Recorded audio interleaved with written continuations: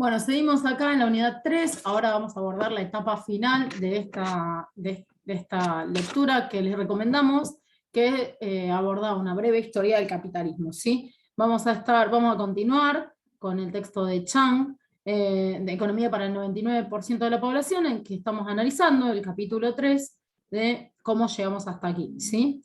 Dentro del marco de esta breve historia del capitalismo habíamos visto una línea histórica el otro día que abarcaba desde 1500 hasta la actualidad sobre la historia del capitalismo, y hoy vamos a estar abordando un poco estos ejes temáticos que se encuentran acá, ¿sí?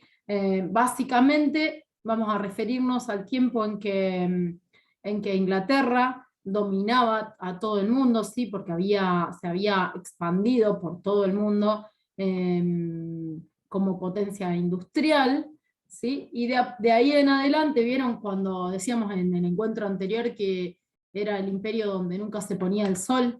Bueno, a partir de ahí en adelante, o sea, desde 1870, que es más o menos por donde dejamos en el último encuentro, vamos a analizar todas estas temáticas: el apogeo, la era de las turbulencias, la edad dorada del capitalismo y el ascenso y caída del neoliberalismo, ¿sí? Ahora sí vamos a saltear todas estas filminas que ya vimos, y vamos a arrancar por acá, ¿sí? En la era de las turbulencias, ¿sí?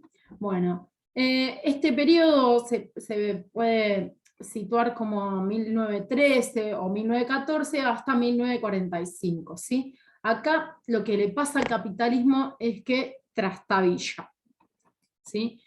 A raíz de, como dice ahí, la Primera Guerra Mundial, se frena la ilusión del crecimiento económico y geográfico del capitalismo, o sea, este auge que el capitalismo parecía tener, tiene un freno, y como que también termina ahí la era de oro del liberalismo, ¿sí? Al estallar la Primera Guerra Mundial, como marcamos ahí en la filmina, en 1914 finaliza una era para el capitalismo que parecía invencible, ¿sí? Eso dice Chang. Entonces, bueno, la globalización del apogeo del capitalismo impulsada por el imperialismo, que veíamos cuando analizábamos Lenin, y no por las fuerzas del mercado, trae aparejadas algunas consecuencias que no se pudieron prever, ¿eh?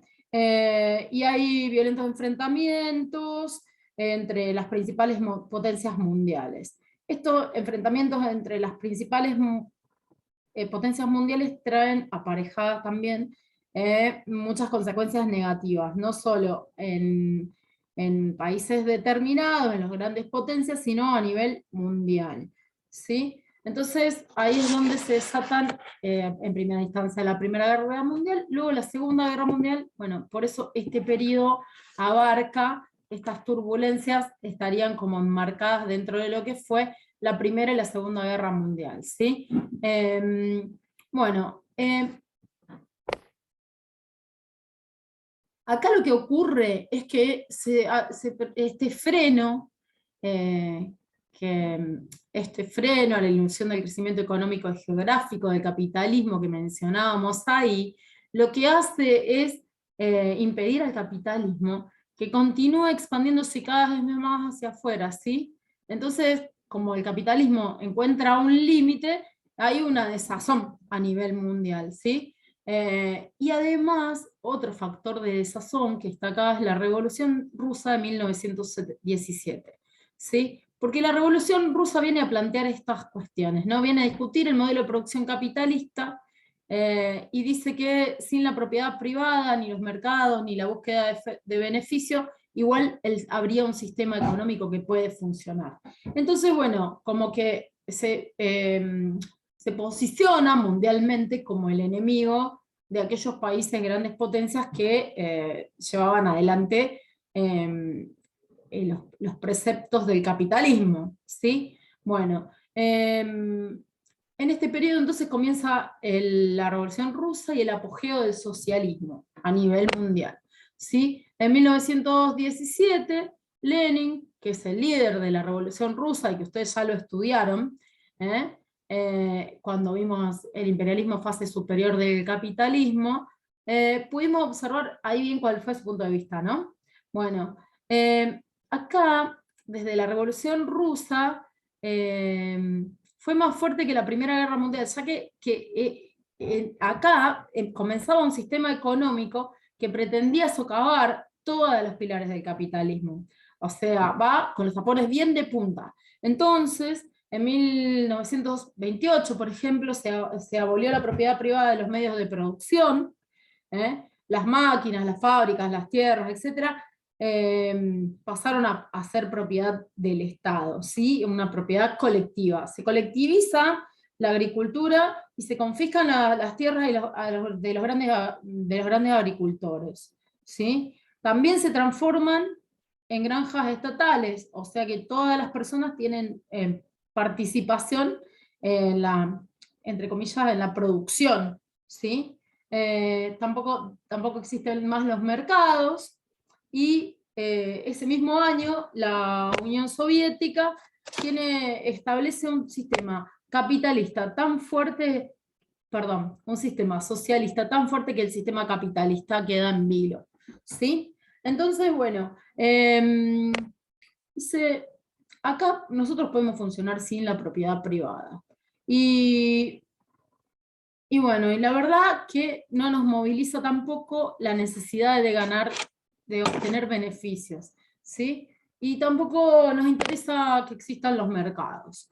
Entonces, bueno, todo eso que nosotros pusimos ahí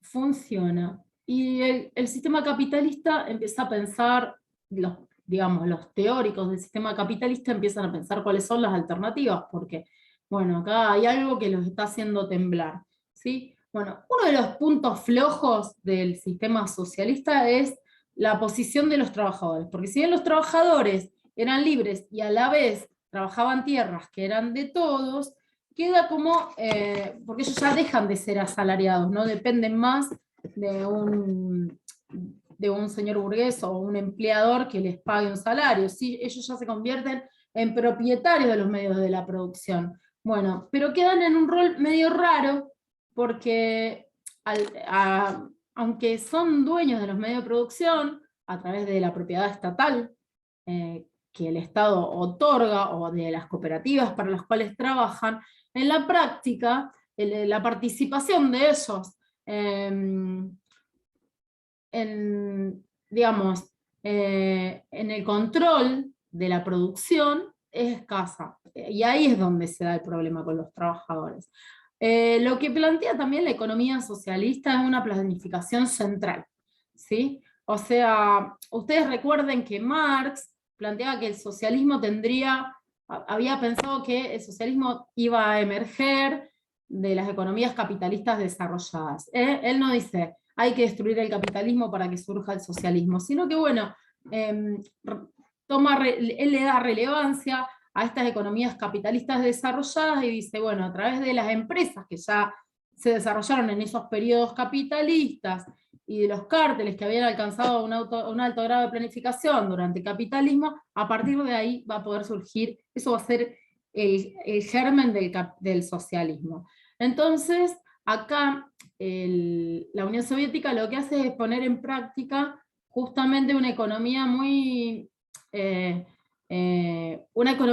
un sistema económico muy diferente, ya que, bueno, en realidad la Unión Soviética era una economía muy atrasada, ¿sí? Entonces, no se había podido desarrollar como las grandes potencias capitalistas de esa época. Entonces, bueno, hay acá como una cuestión, una dificultad relacionada con lo que en su momento planteaba Marx, ¿sí? Entonces surge el socialismo, pero de un modo un poco diferente a lo que Marx ideó. De todos modos, la industrialización soviética, a pesar de esto, de que era un país más atrasado que el resto de las grandes potencias que habían alcanzado su apogeo durante la Revolución Industrial, bueno, lo que sucede es que la Unión Soviética sorprende, ¿sí? Porque su industrialización se convierte en un gran éxito y demuestra su capacidad de reponer o sea, lo que hacen ellos en este momento, que es de guerras y de turbulencias, es posicionarse durante la guerra. Pueden ellos sobreponerse al avance nazi durante la Segunda Guerra Mundial, y bueno, pueden también conseguir que la economía obtenga un alto rendimiento, ¿sí? La renta per cápita en ese tiempo fue un 5% anual. Y bueno, esto va en un periodo que se extiende desde 1928 a 1938.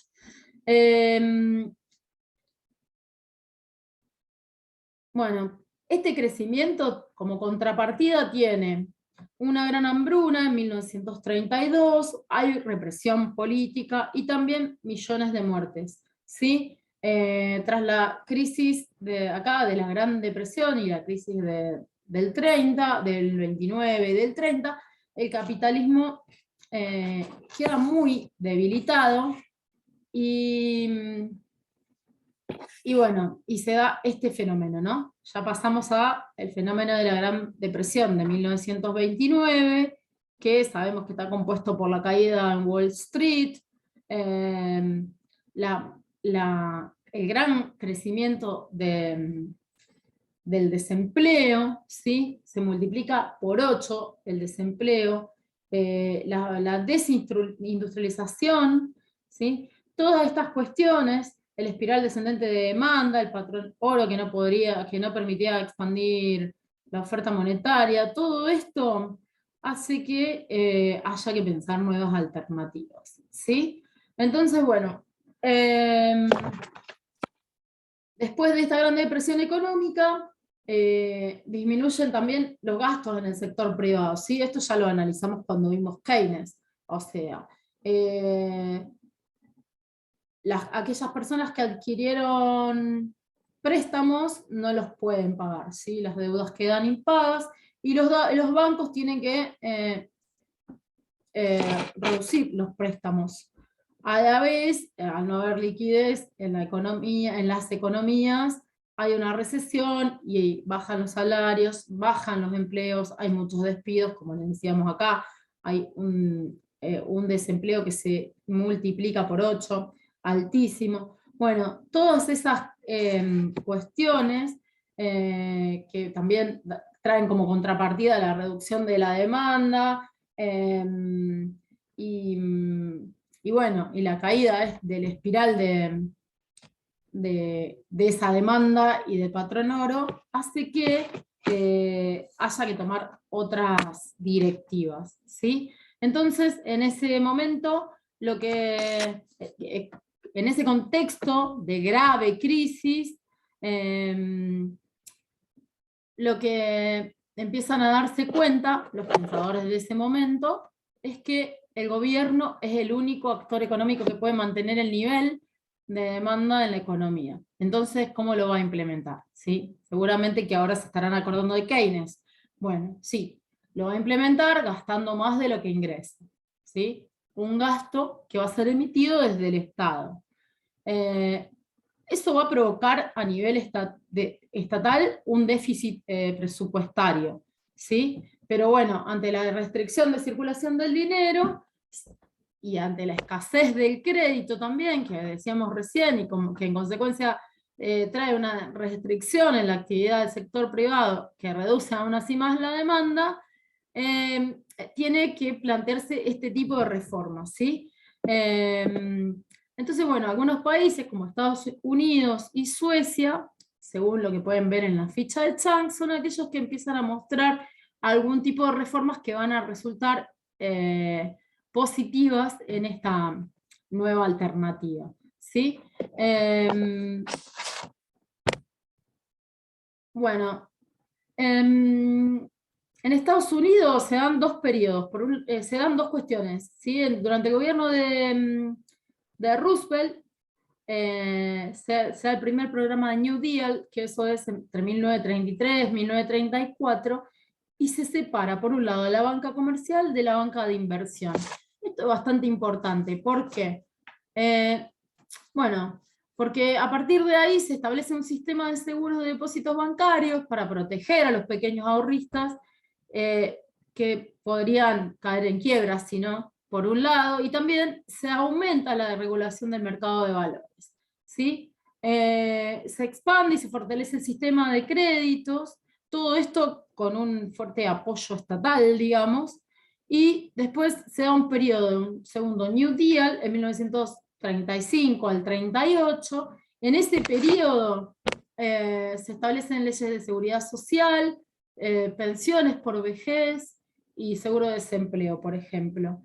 También se da vía libre a los sindicatos, ¿sí? Se fortalece a este tipo de instituciones. En Suecia también se dan una serie de medidas muy positivas para poder restablecer condiciones del capitalismo y bueno, que en este momento estaba tambaleante, ¿sí? Tenemos un momento, digamos, un contexto en el cual el crecimiento está ralentizado y el socialismo, recuerden, estaba superando al capitalismo.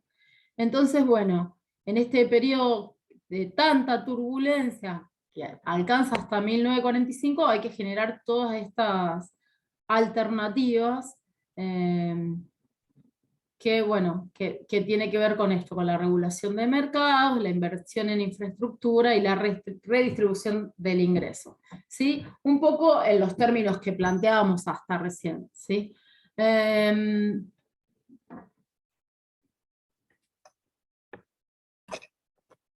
Bueno, después, a ver qué tengo en la próxima filmina. Bueno, después pasamos al periodo que acá en el cuadrito inicial veíamos como la edad dorada del capitalismo, ¿sí? 1945 a 1973.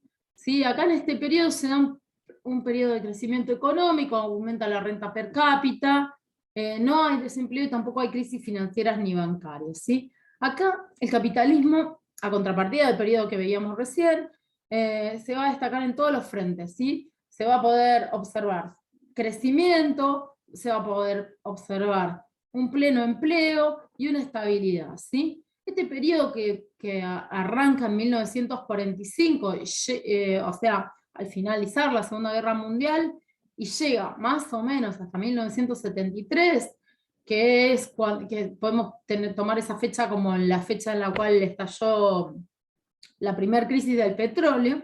Bueno, ahí podemos decir que es la edad dorada del capitalismo, ¿sí? En este periodo lo que se alcanza es la mayor tasa de crecimiento de todos los tiempos, ¿sí? Fíjense que loco, porque es la contrapartida a lo que estábamos hablando recién. Bueno, en este tiempo la renta per cápita en Europa aumenta muchísimo, fue de un 4,1% en Europa Occidental y de un 2,5% en Estados Unidos, ¿sí? En Alemania aumentó un 5% y en Japón, fíjense, este número, 8,1%, ¿sí? Inició una etapa que se llamó allá la cadena de milagros económicos, ¿sí? En Asia. Bueno, y bueno, con eso propiamente alcanzamos lo que es la edad dorada. A ver si la tenemos acá. Edad dorada y sus factores subyacentes, ¿sí? Bueno, dentro del marco de esta edad dorada del capitalismo, podemos observar un mayor crecimiento económico, como decíamos recién, y también esto que analizábamos hace instantes, que es el aumento de la renta per cápita, ¿sí? Por otra parte, disminuye fuertemente el desempleo. En Europa Occidental, por ejemplo, es prácticamente eliminado el desempleo. Y también en países como Japón y como Estados Unidos, ¿sí? Y se da un fenómeno de estabilidad. Un fenómeno de estabilidad, ¿en qué cuestiones? Y se da un fenómeno de estabilidad en la capacidad productiva, o sea, en la productividad de los países. Se da una estabilidad en el empleo, como yo les decía recién, o sea, el empleo se había visto de algún modo, se veía estable porque ya no existía casi desempleo. En los precios, al haber una tasa de inflación baja, también hay estabilidad, y también hay estabilidad en las finanzas, ¿sí? Bueno, toda esta sensación de estabilidad fundada en todas estas cuestiones que yo les planteo, se da gracias a la política fiscal keynesiana, ¿sí? Bueno, ¿qué hacía Keynes? Ustedes ya saben cuál es la política que él ideó. Él dijo, bueno, hay que aumentar el gasto estatal en épocas de crisis y después recién reducirlo cuando la economía se encuentre en una etapa de auge. Mientras tanto, el Estado tiene que salir a intervenir fuertemente, ¿sí? Entonces, bueno, a partir de la Segunda Guerra Mundial, también se dan otras cuestiones que favorecen a este crecimiento y esta estabilidad a la que nos referíamos, que tiene que ver con eso que vemos ahí, la tecnología y las innovaciones desarrolladas para la guerra, que ahora se vuelcan a la industria, por ejemplo, los microondas, la electrónica, se crean computadoras en la época de la guerra y bueno, y vienen a favorecer un poco la economía en este momento también, algunos aparatos electrónicos, los radares, y bueno, todo esto viene a colaborar porque al utilizar estas nuevas tecnologías se invierte también en la reconstrucción de posguerra y surge el nuevo boom del consumismo. ¿Sí? Este nuevo boom del consumismo, ¿por qué se da? Y porque la gente había pasado tanta austeridad durante la guerra que bueno, ahora como que empieza a querer consumir, ¿sí? Bueno, en 1944 hay un acuerdo de los aliados en Bretton Woods, y a partir de ese momento se crean algunas instituciones que ustedes seguramente han escuchado nombrar, como el FMI y el Banco Mundial, ¿sí? Fíjense, esto otorga un marco estable, con financiación a bajas tasas, y disminución general de aranceles que promueven inversión y comercio, ¿sí? El FMI lo que va a hacer es prestar dinero a corto plazo a países con crisis en la balanza de pagos, ¿sí? Por su parte, el Banco Mundial lo que va a hacer es conceder préstamos para proyectos concretos de inversión. ¿Sí? Es un poco la diferencia entre uno y otro. Después se hace un acuerdo general de aranceles aduaneros y comercio, que es el GATT. Este se da en 1947, unos años después, y promueve acuerdos de reducción de aranceles entre los países más ricos, y les permite a esto la expansión de los mercados y crecimiento de la productividad gracias a la mayor competencia, ¿sí? Esos son como los tres ejes esenciales, ¿no? Fíjense que tenemos entonces un capitalismo que puede denominarse capitalismo híbrido, ¿sí? Hay estado de bienestar, hay políticas keynesianas, regulación laboral, empresas públicas, ¿sí? Se da como una especie de paz social, los salarios son más elevados, se promueve la inversión, el consumo, la movilidad social y el crecimiento económico, ¿sí? En Europa se da como un buen momento donde se produce una integración internacional, ¿sí? Se crea la Comunidad Europea del Carbón y del Acero, por ejemplo, que está asignada por países como Alemania Occidental, Francia, Italia, los Países Bajos, Bélgica y Luxemburgo, ¿sí? Después de eso, como decisión de esta Comunidad Europea para el Carbón y el Acero, que se da en 1951, se crea la Comunidad Económica Europea, ¿sí? Esa es un poco más conocida por ustedes, y se hace un acuerdo de libre comercio que después del Tratado de Roma, en 1973, al incorporarse 3 países más, Reino Unido, Irlanda y Dinamarca, se convierte en la Comunidad Europea, ¿sí? Eso en 1973. Esos son más o menos como el recorrido, los pasos que siguen.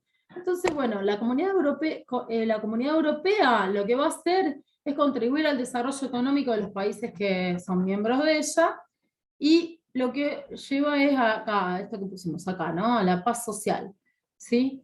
Empieza a haber como un marco de paz entre todos los países que están interrelacionados gracias a esta creación de esta comunidad, ¿sí? durante esta edad dorada que estamos analizando ahora, miren, tienen acá, estábamos en edad dorada de capitalismo, seguimos acá con los factores subyacentes, lo que se da es una especie de mezcla entre los factores positivos del capitalismo y del socialismo. Esto que decíamos que Marx vislumbraba, bueno, decía que la sociedad, que el socialismo se iba a dar a partir del capitalismo, bueno, no se da tan así, pero termina haciéndose como una mixtura entre rasgos positivos de ambos sistemas, ¿sí? Después de la Gran Depresión, todos los países acordaron la necesidad de que el Estado fuese más fuerte, ¿no? Tuviese un rol más activo, estuviese más presente, ¿para qué? Para hacerse cargo de las fallas, ¿sí? Para afrontar cosas que no se afrontaban porque los mercados antes estaban no reglados, ¿sí? Entonces, bueno, empieza también a darse otro fenómeno. Se empiezan a dar un fenómeno de triunfo de los partidos políticos que tienen ideología de izquierda en Europa, ¿sí? Las banderas que estos llevaban eran y principalmente la lucha contra el fascismo, también la expansión del estado de bienestar, con las características que analizábamos hace instantes. Se otorgan mayores derechos laborales, vieron que acá habíamos dicho que se promueven salarios más elevados, por ejemplo, y la movilidad social. Bueno, todo esto trae aparejado una paz social, hay más inversión, hay innovaciones tecnológicas, hay transferencias de empresas privadas al dominio público. Tengan en cuenta esto, ¿no? Porque después hay como un revés en la historia del mundo. En este momento entonces se le da predominio a las empresas públicas, los recursos estratégicos los tienen los estados, por ejemplo la siderúrgica, los ferrocarriles, todo lo que sea energía, bueno, todos esos recursos estratégicos están en manos del Estado, por ejemplo la energía carbonífera, la energía nuclear, la energía eléctrica, ¿sí? El petróleo también. Entonces, bueno, se crean también, empiezan a surgir algunos movimientos socialistas en Europa, como un germen otra vez del socialismo, que vuelven a traer la idea de socializar los medios de producción, se invierte en las industrias, ¿sí? Positivamente para que haya mayor tecnología, y como los sectores privados consideran esto muy arriesgado, quedan en manos del Estado, ¿sí? Hay básicamente en todo este periodo políticas macroeconómicas contracíclicas. Estas políticas macroeconómicas contracíclicas tienen que ver con la ideología keynesiana, como ustedes ya saben, ¿sí? Bueno, a ver qué sigue acá. Así llegamos a los nuevos albores, ¿sí? Al mundo en desarrollo, que se desarrolla también, por su parte. O sea, los países en desarrollo, durante la Edad Dorada, empiezan a vivir un proceso de descolonización, ¿sí? Dejan de estar dominados por las grandes potencias, y en 1945 se independiza Corea, que se divide después, en 1948, en Corea del Norte y Corea del Sur. Por su parte, India también se separa de Pakistán en 1947, y casi todas las colonias del mundo se independizan en ese tiempo, ¿sí? Kenia, por ejemplo, se independiza en 1957, Angola y Mozambique en el 75 se independizan de Portugal, y Namibia en el 90, recién en 1990, fíjense que cerca, se independiza de Sudáfrica. A partir de este proceso que se da de amplia descolonización, y de que todos estos países nuevos en desarrollo ahora son independientes, se produce desde estos lugares un rechazo masivo a algo que vimos en el encuentro anterior, que eran los acuerdos de libre mercado, de libre comercio, ¿se acuerdan? Y estos tratados bilaterales, bueno, como habían sido impuestos a los países en desarrollo o a los países coloniales, ahora estos países que adquieren independencia empiezan a rechazar estas formas políticas, ¿sí? Hay algunas naciones que con esa ideología se convierten en naciones socialistas, como China, Corea del Norte, Vietnam del Norte y Cuba. Esos son como los bastiones del socialismo eh, en ese periodo.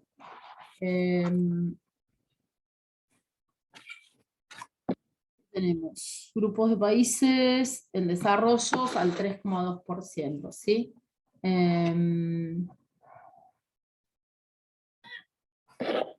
Después hay otros países que no abandonan la ideología capitalista. Por un lado, yo les decía aquellos que optan por el socialismo, ¿sí?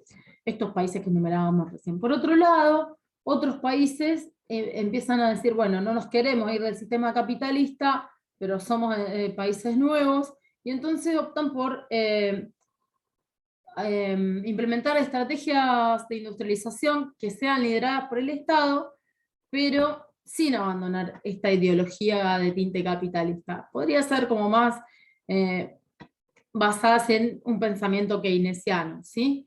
Entonces aparecen las industrializaciones por sustitución de importaciones, ¿sí? Las ICI. Bueno, ahí sí lo que van a surgir es para brindar protección a las producciones nacionales, ¿sí? a las producciones estatales. Esto va a proteger a las fábricas estatales de los productos extranjeros que se adquieren a través de las importaciones, ¿sí? Entonces lo que se va a ser políticas de restricción de importaciones y se va a proteger la industria local, ¿sí? Esto va a permitir a los países en desarrollo un proceso de evolución económica, ¿sí? Y esto se va a dar entre los años 1960 y 1980, ¿sí? Después vamos a pasar a la próxima diapositiva, a ver qué tenemos acá. No, estoy para cualquier lado. Acá, el interregno, ¿sí? El interregno que es de 1973 a 1979, ¿sí? Acá lo que se da en 1971 es el fin de la convertibilidad del dólar en oro, ¿sí? Se suspende esa convertibilidad entre dólar y oro, que tenían como una paridad, y esto ocurre cuando la gente entiende que el oro no es lo mismo que el dólar, ¿sí? O sea, el oro es mejor, el dólar no es tan bueno, piensan la gente. Entonces dice, bueno, voy a convertir mis dólares en ¿qué? En oro. Y al haber un montón de personas que realizan eso, se reducen notablemente las reservas estadounidenses, ¿sí? Las reservas en oro. Y el dólar empieza a ser una moneda no tan de fiar, ¿sí?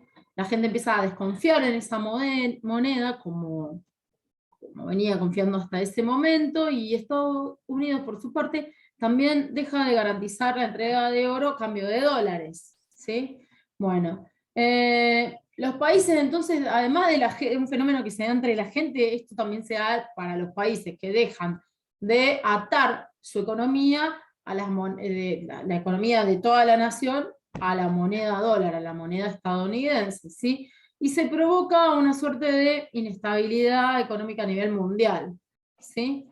Ahí se da el fin de la edad de oro y el comienzo en 1973 de la primer crisis del petróleo, ¿sí?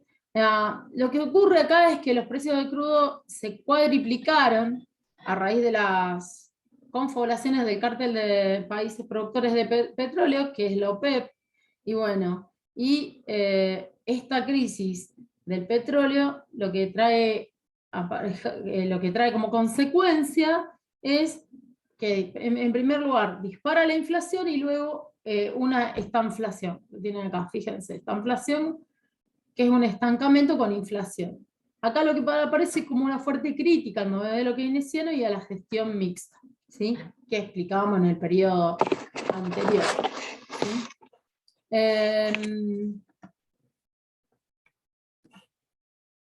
Bueno, así después se da la segunda crisis del petróleo, que ahí ya es como el fin definitivo de la Edad de Oro. Hay un nuevo rebrote inflacionario, ascienden al poder gobiernos neoliberales. Esto es básicamente en las grandes potencias, por ejemplo, Gran Bretaña y Estados Unidos, y entonces también se da un auge del pensamiento neoliberal, porque los economistas del libre mercado son los que empiezan a imponer sus ideas a nivel mundial, ¿sí? Y esto, lo que poníamos acá, se critica al modelo keynesiano y a la gestión mixta. Entonces, a partir de 1980 en adelante, vamos a cambiar de filmín otra vez.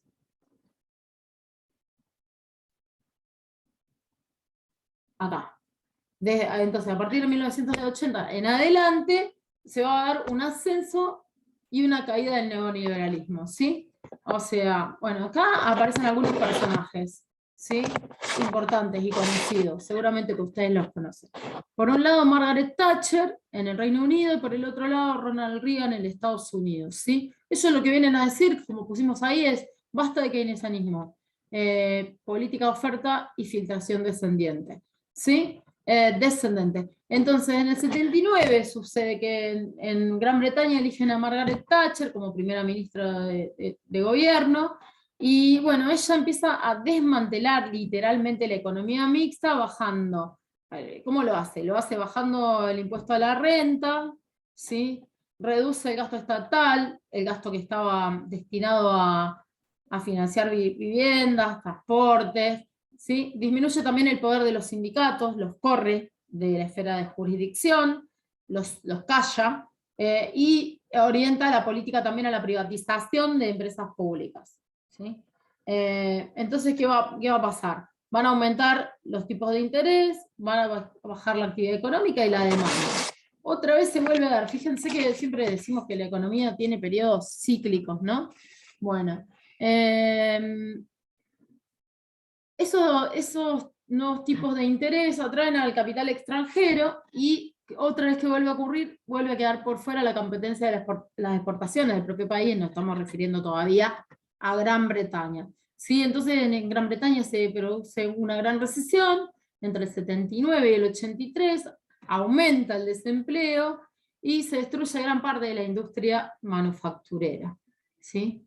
Que esta gran potencia había conseguido hasta ese momento. Otro fenómeno similar se da en Estados Unidos, donde Reagan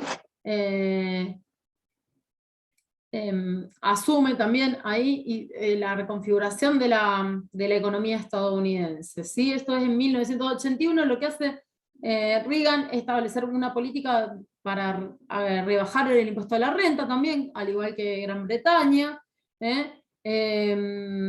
y dice, bueno, si los ricos se convierten en más ricos, van a invertir más y van a crear más riqueza, ¿sí? Y entonces, cuando inviertan más y creen más riqueza, ¿qué va a pasar? Se van a quedar con más ganancia, pero después van a gastar más y van a crear más empleo. Ese era el razonamiento que exponía a través de una teoría que llamaba teoría de la filtración descendente, ¿sí?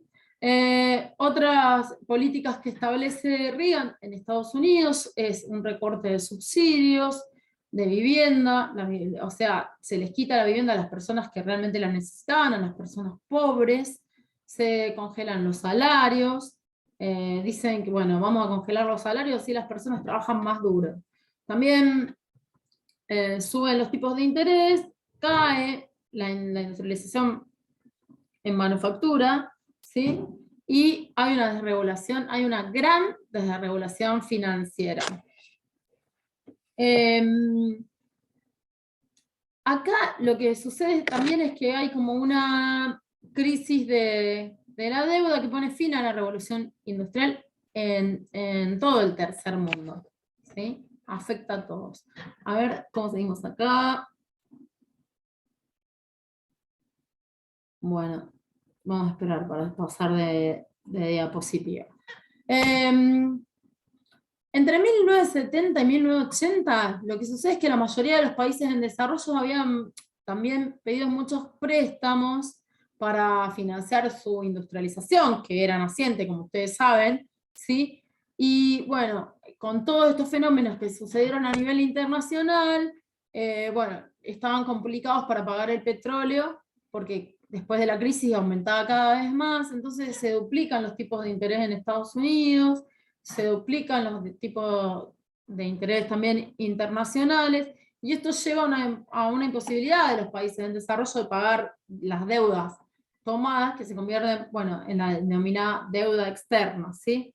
Acá se da, por ejemplo, el fenómeno de México en 1982, que em, que podemos tener como un ejemplo de la crisis de la deuda del tercer mundo, ¿sí? O sea, en el primer mundo teníamos a todos los países capitalistas más avanzados, en el segundo mundo serían los socialistas, que ya vimos hace un rato, al principio de esta reunión, y luego en el tercer mundo, ¿quién tenemos? Los países en vías de desarrollo, ¿sí? Bueno, entonces este tercer grupo, los países en desarrollo, recurren ante ¿quiénes? Ante el FMI y el Banco Mundial, para afrontar sus crisis económicas, que se dieron por todos estos motivos que expresábamos hasta recién, ¿sí? El FMI y el Banco Mundial lo que hacen es prestar dinero, pero imponen un programa de ajuste que se llama PAE, un programa de ajuste estructural, que implica muchas restricciones para los países que toman estos préstamos, ¿sí? Los países, como contrapartida de los préstamos que les son otorgados, tienen que disminuir el rol del Estado, correr la presencia del Estado en las políticas económicas, ¿sí? Se recorta el presupuesto, se privatizan. Una de las directivas esenciales en este periodo es que se mandan a privatizar todas las empresas estatales, ¿sí? Y la verdad es que, bueno, todo esto igual, de todos modos, lejos de funcionar, como resultado otorgan un saldo negativo, ¿sí? Lo que queda como consecuencia es que se ralentiza el crecimiento en los países en desarrollo en este periodo que va de entre 1980 a 1990, y todo lo que había empezado como un ciclo positivo de revolución industrial del tercer mundo queda frenado, ¿sí? El único país que en ese tiempo pudo, digamos, prosperar dentro de las políticas capitalistas neoliberales fue Chile. Pero bueno, estaban ellos bajo el dominio de una dictadura, de la dictadura más larga de Latinoamérica, que fue la de Pinochet, y bueno, tal vez por eso se haya producido esto de este modo. Eh, Ahora me parece que sí, pasamos de diapositiva. Acá a nivel mundial volvemos otra vez.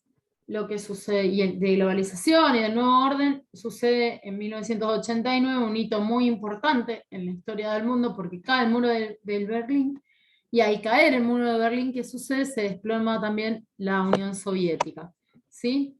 Entonces, la Unión Soviética comienza a abrirse, el muro de Berlín es derribado, y ¿qué sucede? En 1990 se reunifica Alemania, los países de Europa Oriental abandonan el comunismo, ¿sí? Y en 1991 se puede observar en la Unión Soviética un gran empobrecimiento. Y ese gran empobrecimiento también lo que trae aparejado es un desmembramiento, ¿sí?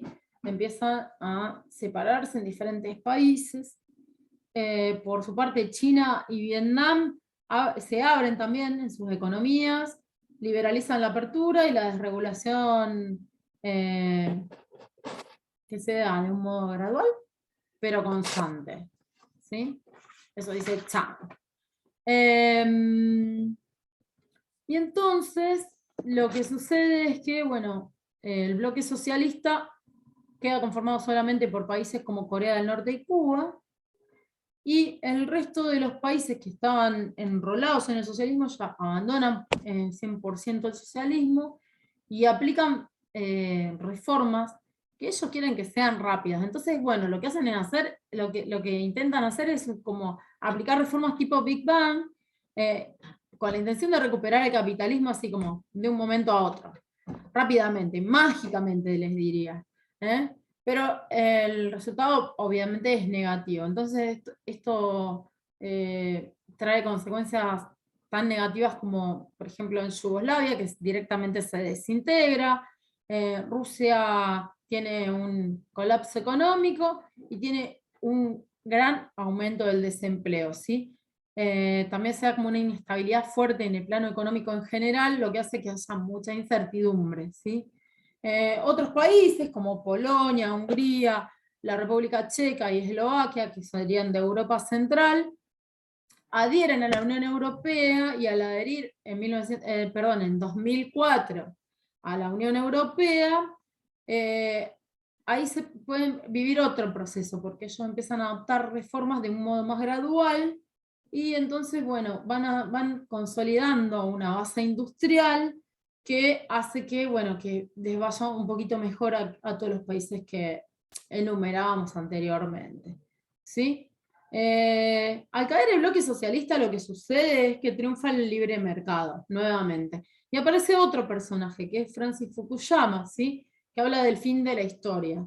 Él es un pensador neoconservador de Estados Unidos, y lo que dice, lo que viene a hacer Fukuyama es reivindicar el capitalismo como el mejor sistema económico, ¿sí? Fíjense cómo se van las vueltas cíclicas de la economía a nivel mundial, que pudimos analizar así, como en pocos minutos y muy rápidamente.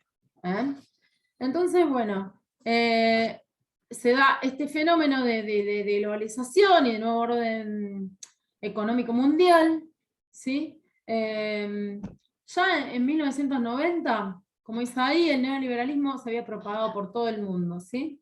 Hay una nueva era de integración, ¿sí? Vieron que hace un rato vimos los tratados de integración en Europa. Bueno, ahora se da tratados internacionales de integración en otros sectores del mundo. Por ejemplo, en el 94 se da este tratado, que es el Tratado de Libre Comercio de América del Norte, que está firmado por países como Estados Unidos, Canadá y México, son dos potencias y un país en desarrollo, por un lado. Después, el GATT, que nosotros ya lo habíamos visto anteriormente, se transforma en Organización Mundial del Comercio y regula otras transacciones económicas como patentes y servicios, ¿sí? La Unión Europea empieza a tener, empieza como a pedir o a otorgar a los países, pero también pedir el libre movimiento de bienes, servicios, de personas y de dinero, o sea, un sistema de libre cambio y de libre tránsito, ¿sí? Dentro de ese contexto, entre el 93 y el 95 se incorporan algunos países más a la Unión Europea, que son Suecia, Finlandia y Austria. Todo esto es un fenómeno que podríamos resumir como el fenómeno de la globalización, ¿sí? ¿Por qué? Porque la globalización, ¿qué va a traer aparejada? De la mano de la globalización vamos a tener nuevas tecnologías, ¿sí? Va a haber una revolución tecnológica en comunicación, particularmente con el surgimiento de Internet. También va a haber mucho crecimiento en el nivel, en el transporte, a nivel del desarrollo de los aviones, de los buques portacontenedores, ¿sí? Se elimina de algún modo la distancia a partir de esto. Y todo eso provoca que los países se abran al comercio de las inversiones internacionales, nuevamente, ¿sí? O sea, esto es sería como la consecuencia. Vamos a ver qué sigue acá. Bueno, acá es un poco lo que hablábamos hace un ratito, el tercer mundo quedó endeudado a tipos de interés bajos pero variables. Estados Unidos y Inglaterra aumentan el tipo de interés, el tercer mundo cae en default y recurre del Banco Mundial y el FMI, se aplica el plan de ajuste estructural, todo esto ya lo vimos antes, así que nos vamos a ir a la última filmina, que habla un poco de la crisis, ¿sí?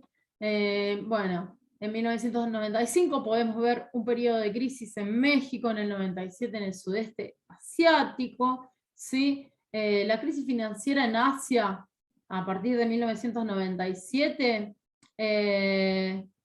es muy profunda, ¿sí? También se da un proceso de crisis financiera mundial en 2008, acá en este continente, en Estados Unidos, por su parte, en 2007 también hay muchos deudores morosos de créditos, está, bueno, todo lo que es esto, 2007-2008, las hipotecas de Estados Unidos, y todo un proceso de debacle y de crisis que hace que vuelvan a aplicarse políticas keynesianas, ¿sí? ¿Qué más?